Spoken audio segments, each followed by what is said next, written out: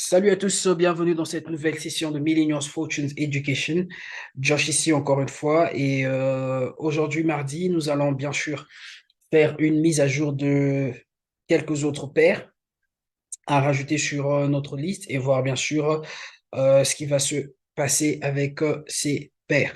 Alors si c'est votre toute première fois de nous rejoindre, n'hésitez pas de cliquer sur euh, la petite cloche dans le coin bas droit de vos écrans, OK? La petite cloche de notification pour bien sûr tout le temps être notifié à chaque fois que nous avons une nouvelle vidéo mise en ligne. Alors sans plus tarder, on va y aller. On va jeter un coup d'œil sur EuroOdd, OK? On a discuté de EuroOdd hier. On va jeter un coup d'œil sur GBP-USD également. On a discuté de GBP-USD hier et AUD USD également, où on va faire un update sur ces trois, ou je dirais quatre paires, avec Eurocad inclus, OK? Et bien sûr, voir où est-ce que nous en sommes avec ces paires-là.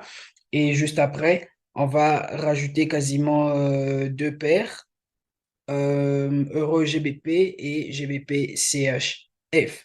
Et voilà. Donc, on va y aller. On va commencer avec EuroOdd. Alors, un update sur EuroOdd.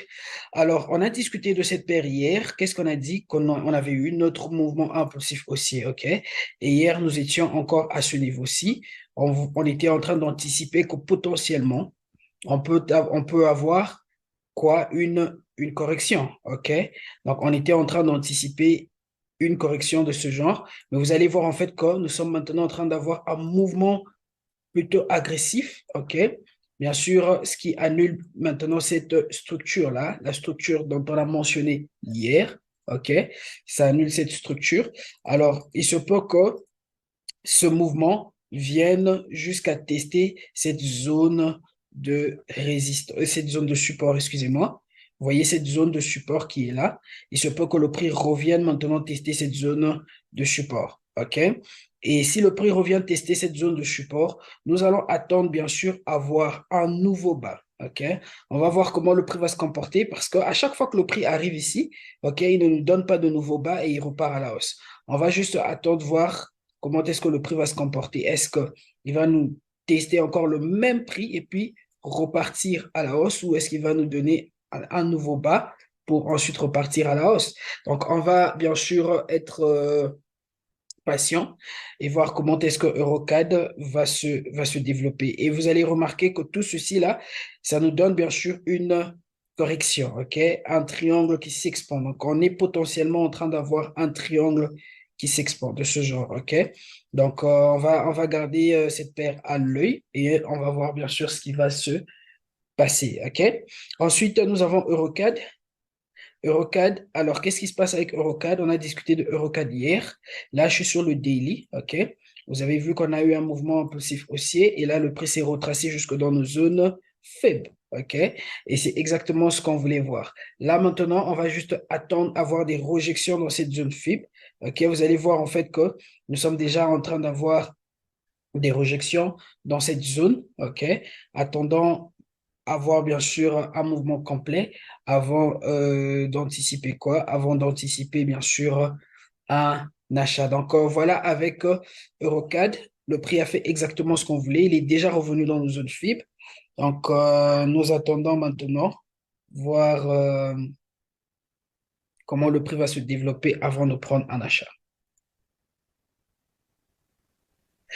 Ensuite, nous avons GBP USD, comme je l'ai mentionné tout à l'heure.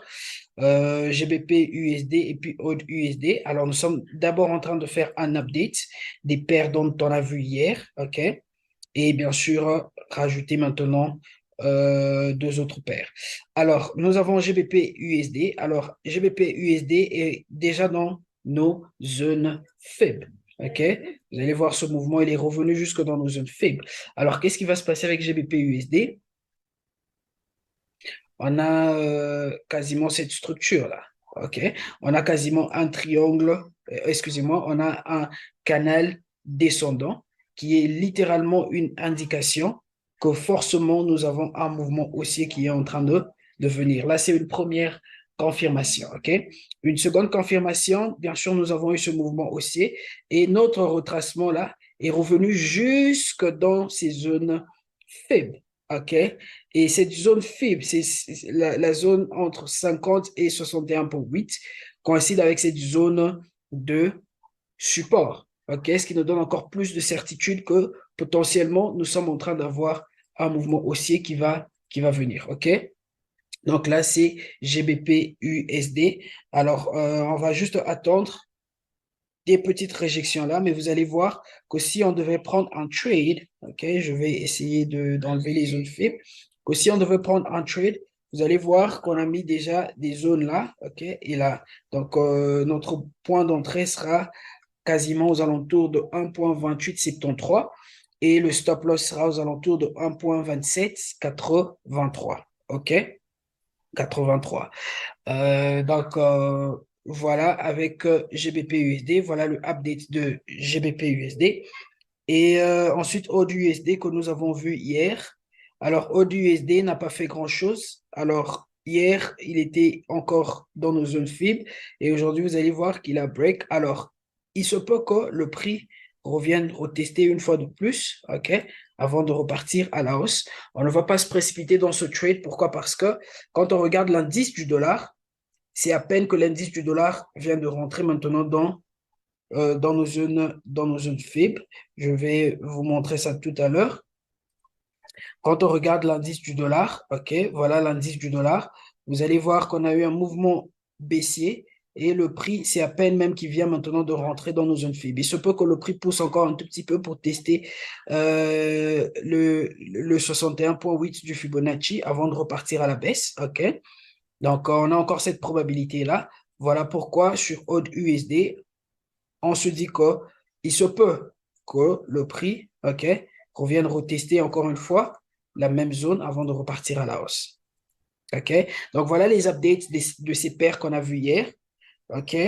Et voilà. Ensuite, on va rajouter deux autres paires à garder sur votre liste. OK? C'est quoi ces deux autres paires à rajouter sur notre liste d'hier? Nous avons Euro-GBP et GBP-CHF. Alors, Euro-GBP, très simple. On a eu ce mouvement haussier, OK? Et on a eu bien sûr notre retracement. Vous allez voir que ce retracement est maintenant en train de venir jusque sur cette zone faible, OK? La zone 61,8, OK? Je vais prendre, voilà, je vais prendre ça là, que je vais mettre ici. Voilà, OK? Vous allez voir que le prix est bien sûr en train de revenir maintenant dans cette zone, tester le 61,8 du Fibonacci, OK? Voilà, en train de tester le 61,8 du Fibonacci.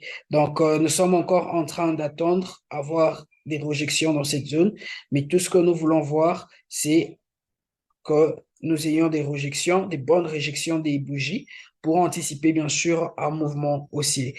On est déjà dans nos zones fibres. Donc, anytime, il se peut que le prix reparte à la hausse. OK?